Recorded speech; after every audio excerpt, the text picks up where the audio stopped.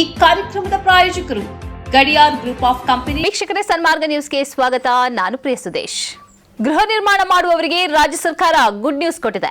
ಇನ್ಮುಂದೆ set back ಬಿಡದೆ ಮನೆ ನಿರ್ಮಿಸಲು ಅವಕಾಶ ನೀಡಲಾಗಿದೆ. ಬೆಂಗಳೂರು ನಗರಾಭಿವೃದ್ಧಿ ಇಲಾಖೆ ಸೆಟ್ ಬ್ಯಾಕ್ ನಿಯಮಗಳಲ್ಲಿ ಕೆಲ ಬದಲಾವಣೆಗಳನ್ನು ಮಾಡಿದ್ದು, ಕಟ್ಟಡದ ಯಾವುದಾದ್ರೂ ಒಂದು ಬದಿಯಲ್ಲಿ ಸೆಟ್ ಬ್ಯಾಕ್ ಬಿಟ್ಟರೆ ಸಾಕು ಎಂದಿದೆ. ಈ ಮೊದಲು ಮನೆಗಳಿಗೆ 12 ಮೀಟರ್ವರೆಗೆ ಅಂದರೆ 8 ಅಡಿಯಿಂದ 40 ಅಡಿವರೆಗೆ ಸೆಟ್ ಬ್ಯಾಕ್ ಬಿಡುವ ಅವಶ್ಯಕತೆ ಇತ್ತು. ಆದರೆ ಇದೀಗ ಸರ್ಕಾರ ಸೆಟ್ ಬ್ಯಾಕ್ ಕಡಿತ ಹಾಗೂ ವಿನಾಯಿತಿ ನೀಡಿದ್ದು, ಕಟ್ಟಡದ ಯಾವುದಾದ್ರೂ ಒಂದು ಬದಿಯಲ್ಲಿ ಸೆಟ್ ಬ್ಯಾಕ್ ಬಿಟ್ಟರೆ ಸಾಕು. ಉಳಿದ 3 ಕಡೆಗಳಲ್ಲಿ ಯಾವುದೇ ಸೆಟ್ ಬ್ಯಾಕ್ ಬಿಡುವ ಅನಿವಾರ್ಯ ಇಲ್ಲ. 600 ಚದರ ಅಡಿವರೆಗಿನ ಜಾಗದಲ್ಲಿ ಮನೆ ನಿರ್ಮಾಣಕ್ಕೆ ಕೇವಲ 0.60 ಮೀಟರ್ ಅಂದರೆ 2 ಅಡಿಗೆ ಇಳಿಕೆ ಮಾಡಲಾಗಿದೆ. 600 ಚದರ ಅಡಿ ಇಂದು 1500 ಚದರ ಅಡಿವರೆಗಿನ ಜಾಗದಲ್ಲಿ ಮನೆ ನಿರ್ಮಾಣಕ್ಕೆ 0.70 ಮೀಟರ್ ಅಂದರೆ 2.5 ಅಡಿಗೆ ಇಳಿಕೆ ಮಾಡಲಾಗಿದೆ. 1500 ಚದರ ಅಡಿಯಿಂದ 2500 ಚದರ ಅಡಿವರೆಗಿನ ಜಾಗದ ಮನೆಗಳಿಗೆ ಎಲ್ಲಾ ಬದಿಯಲ್ಲೂ ಕನಿಷ್ಠ 0.80 ಅಂದರೆ 3 ಅಡಿ ಸೆಟ್ ಬ್ಯಾಕ್ ಬಿಡುವುದು ಕಡ್ಡಾಯ. 2.5 ಚದರ ಅಡಿಯಿಂದ 40,000 ಚದರ ಅಡಿವರೆಗಿನ ಜಾಗದಲ್ಲಿ ಮನೆ ನಿರ್ಮಾಣ ಮಾಡಲು ಜಾಗದ 8% ಸೆಟ್ ಬ್ಯಾಕ್ ಬಿಡುವುದು ಕಡ್ಡಾಯ. ಈ ಮೊದಲು 40,000 ಚದರ ಅಡಿವರೆಗಿನ ಜಾಗದಲ್ಲಿ ಮನೆ ನಿರ್ಮಾಣಕ್ಕೆ 12% ಸೆಟ್ ಬ್ಯಾಕ್ ಬಿಡುವುದು ಕಡ್ಡಾಯವಿತ್ತು.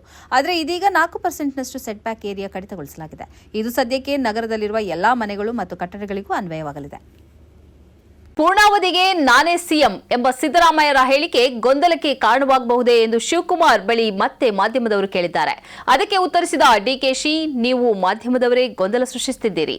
ನಮ್ಮಲ್ಲಿ ಯಾವುದೇ ಗೊಂದಲವಿಲ್ಲ. ನಿಮಗೆ ಗೊಂದಲವಿದೆ. ನಾನು ಅವರಿಗೆ ಶುಭ ಹಾರೈಸುತ್ತೇನೆ. ಶುಭವಾಗಲಿ ಎಂದಿದ್ದಾರೆ.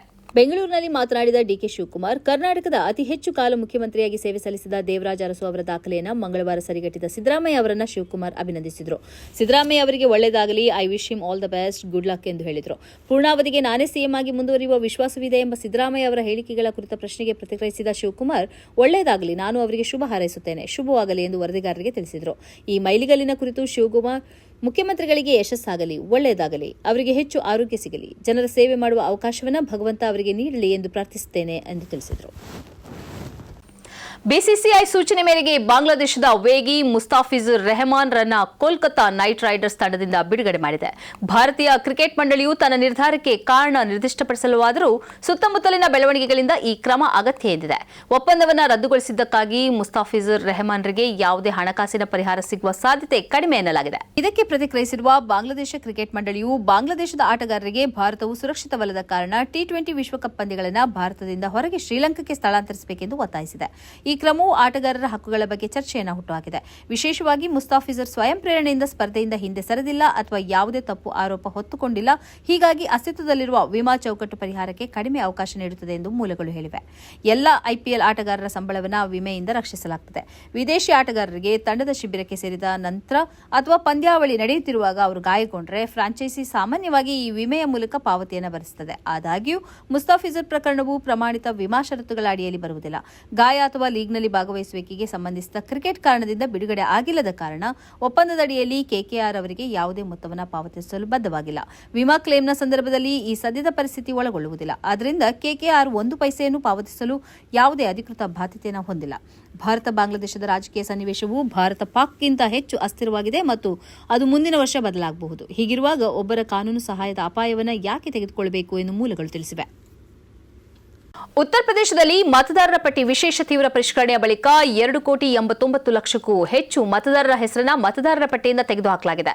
ಚುನಾವಣೆಗೂ ಮುನ್ನ ತರಾತುರಿಯಲ್ಲಿ ಎಸ್ಐಆರ್ ನಡೆಸಿ ನಿಜವಾದ ಮತದಾರರನ್ನ ಪಟ್ಟಿಯಿಂದ ಕೈಬಿಡುವ, ಪ್ರಜಾಪ್ರಭುತ್ವದ ಹಕ್ಕನ್ನು ಕಸಿದುಕೊಳ್ಳುವ ಮತಗಳ ಕಳ್ಳತನ ಪ್ರಕ್ರಿಯೆ ಇದೆಂದು ವಿಪಕ್ಷಗಳು ಆರೋಪಿಸಿವೆ.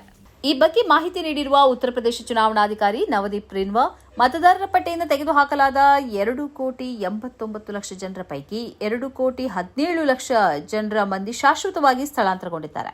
46.23 ಲಕ್ಷ ಜನರು ಸಾವನ್ನಪ್ಪಿದ್ದಾರೆ. ಇದಲ್ಲದೆ 25.47 ಲಕ್ಷ ಜನರು ನಕಲಿ ಮತದಾರರ ಗುರುತಿನ ಚೀಟಿಯನ್ನು ಹೊಂದಿದ್ದಾರೆ ಅಥವಾ ನಾಪತ್ತೆಯಾಗಿದ್ದಾರೆ. ಆರಂಭದಲ್ಲಿ ಕರಡು ಮತದಾರರ ಪಟ್ಟಿಯನ್ನು ಡಿಸೆಂಬರ್ 31ರಂದು ಪ್ರಕಟಿಸಲು ನಿರ್ಧರಿಸಲಾಗಿತ್ತು. ಆದರೆ ತಡವಾಗಿ ಬಿಡುಗಡೆ ಮಾಡಲಾಗಿದೆ. ಜನವರಿ 6ರಿಂದ ಫೆಬ್ರವರಿ 6ರವರೆಗೆ ಆಕ್ಷೇಪಣೆಗಳನ್ನು ಸಲ್ಲಿಸಲು ಅವಕಾಶವಿದೆ. ಫೆಬ್ರವರಿ 27ರವರೆಗೆ ಆಕ್ಷೇಪಣೆಗಳ ಬಗ್ಗೆ ನಿರ್ಧಾರ ಕೈಗೊಳ್ಳಲಾಗುತ್ತದೆ. ಅಂತಿಮವಾಗಿ ಮಾರ್ಚ್ 6ರಂದು ಮತದಾರರ ಪಟ್ಟಿಯ ಅಂತಿಮ ಪಟ್ಟಿ ಪ್ರಕಟವಾಗಲಿದೆ. ಸದ್ಯ ಎಲ್ಲಾ ಎಣಿಕೆ ನಮೂನೆಗಳನ್ನು ಸ್ವೀಕರಿಸಲಾಗಿದೆ ಮತ್ತು ಡಿಜಿಟಲೀಕರಣಗೊಳಿಸಲಾಗಿದೆ ಎಂದು ಚುನಾವಣಾ ಆಯೋಗ ತಿಳಿಸಿದೆ. ತಮಿಳುನಾಡು, ಪಶ್ಚಿಮ ಬಂಗಾಳ, ಕೇರಳ, ಉತ್ತರ ಪ್ರದೇಶ, ಮಧ್ಯಪ್ರದೇಶ, ರಾಜಸ್ಥಾನ, ಛತ್ತೀಸ್ಗಢ, ಗೋವಾ ಮತ್ತು ಗುಜರಾತ್, ಪುದುಚೇರಿ, ಅಂಡಮಾನ್ ಮತ್ತು ನಿಕೋಬಾರ್ ದ್ವೀಪಗಳು ಹಾಗೂ ಲಕ್ಷದ್ವೀಪದಲ್ಲಿ ಎಸ್ಐಆರ್ ಪ್ರಕ್ರಿಯೆ ನಡೆಸಲಾಗುತ್ತಿದೆ. ಈ ಪೈಕಿ ತಮಿಳುನಾಡು, ಕೇರಳ, ಪಶ್ಚಿಮ ಬಂಗಾಳ ಮತ್ತು ಪುದುಚೇರಿ ರಾಜ್ಯಗಳಲ್ಲಿ ಈ ವರ್ಷವೇ ವಿಧಾನಸಭೆ ಚುನಾವಣೆ ನಡೆಯಲಿದೆ. 2026ರ ಟಿ20 ವಿಶ್ವಕಪ್ಗೆ 1 ತಿಂಗಳು ಬಾಕಿ ಇದೆ. ಒಂದೆಡೆ ಬಾಂಗ್ಲಾದೇಶ ತಂಡ ಭಾರತದಲ್ಲಿ ಟಿ20 ವಿಶ್ವಕಪ್ ಪಂದ್ಯಗಳನ್ನು ಆಡಲು ಸಾಧ್ಯವಿಲ್ಲ ಎನ್ನುತ್ತಿದ್ರೆ, ಇನ್ನೊಂದೆಡೆ ಬಿಸಿಸಿಐ ಕೂಡ ಈ ಸಮಯದಲ್ಲಿ ವೇಳಾಪಟ್ಟಿಯನ್ನು ಬದಲಿಸಲು ಸಾಧ್ಯವಿಲ್ಲ ಅಂತ ಇದೆ. ಬಾಂಗ್ಲಾದೇಶ ಮಂಡಳಿಯ ನಿಲುವು ತಾನೂ ಕೂಡ ಪಾಕಿಸ್ತಾನದ ಮಾರ್ಗ ಅನುಸರಿಸಲು ಬಯಸುತ್ತಿದ್ದೇನೆ ಎಂಬುದನ್ನು ಸ್ಪಷ್ಟಪಡಿಸುತ್ತಿದೆ. ಈ ಮಿನಿ ವಿಶ್ವಕಪ್ಗಾಗಿ ಐಸಿಸಿ ಹಾಗೂ ಆತಿಥ್ಯದ ಹಕ್ಕು ಹೊಂದಿರುವ ಬಿಸಿಸಿಐ ಸಕಲ ಸಿದ್ಧತೆಗಳನ್ನು ಮಾಡಿಕೊಂಡಿವೆ. ಆದರೆ ಬಾಂಗ್ಲಾದೇಶ ಕ್ರಿಕೆಟ್ ಮಂಡಳಿಯ ಬಿಸಿಬಿ ಹೊಸ ಖ್ಯಾತೆ ತಲೆನೋವು ತಂದೊಡ್ಡಿದೆ. ಉಭಯ ಮಂಡಳಿಗಳ ಈ ಪ್ರತಿಷ್ಠೆಯ ಹೋರಾಟವನ್ನು ಪರಿಹರಿಸುವುದು ಐಸಿಸಿಗೆ ದೊಡ್ಡ ಸವಾಲಾಗಿದೆ. ಇದೆಲ್ಲದರ ನಡುವೆ ಭದ್ರತಾ ಕಾಳಜಿಯನ್ನು ಉಲ್ಲೇಖಿಸಿ ಭಾರತಕ್ಕೆ ಪ್ರಯಾಣಿಸಲು ನಿರಾಕರಿಸಿದ್ದ ಬಾಂಗ್ಲಾದೇಶವು ಈಗ ವಿವಿಐಪಿ ಭದ್ರತೆ ಒದಗಿಸಿದ್ದರೂ ಭಾರತದಲ್ಲಿ ಆಡಲು ನಿರಾಕರಿಸಿದೆ ಎಂದು ಬಾಂಗ್ಲಾದೇಶ ಮಾಧ್ಯಮಗಳು ವರದಿ ಮಾಡಿವೆ. ಕಳೆದ ವರ್ಷ ಚಾಂಪಿಯನ್ಸ್ ಟ್ರೋಫಿಗಾಗಿ ಭಾರತ ಪಾಕಿಸ್ತಾನಕ್ಕೆ ಪ್ರಯಾಣಿಸಲು ನಿರಾಕರಿಸಿದ್ದರಿಂದ ಭಾರತೀಯ ತಂಡದ ಪಂದ್ಯಗಳನ್ನು ಯುಎಇಯಲ್ಲಿ ನಡೆಸಲಾಯಿತು. ಪ್ರತಿಯಾಗಿ ಪಾಕಿಸ್ತಾನ ಕೂಡ ತನ್ನ ತಂಡವನ್ನು ಭಾರತಕ್ಕೆ ಕಳಿಸಲು ನಿರಾಕರಿಸಿತು. ಆ ನಂತರ ಮಹಿಳಾ ವಿಶ್ವಕಪ್ನಲ್ಲಿ ಪಾಕಿಸ್ತಾನ ತಂಡದ ಪಂದ್ಯಗಳನ್ನು ಶ್ರೀಲಂಕಾದಲ್ಲಿ ಆಡಲಾಯಿತು. ಈ ವರ್ಷದ ಟಿ20 ವಿಶ್ವಕಪ್ನಲ್ಲಿ ಪಾಕಿಸ್ತಾನ ತಂಡವು ಶ್ರೀಲಂಕಾದಲ್ಲಿ ತನ್ನ ಪಂದ್ಯಗಳನ್ನು ಆಡಲಿದೆ. ಬಾಂಗ್ಲಾದೇಶ ಈಗ ಭಾರತದ ಹೊರಗೆ ತನ್ನ ಪಂದ್ಯಗಳನ್ನು ಆಯೋಜಿಸುವ ಬಗ್ಗೆ ಅದೇ ರೀತಿ ದೃಢ ನಿಶ್ಚಯ ಹೊಂದಿದೆ.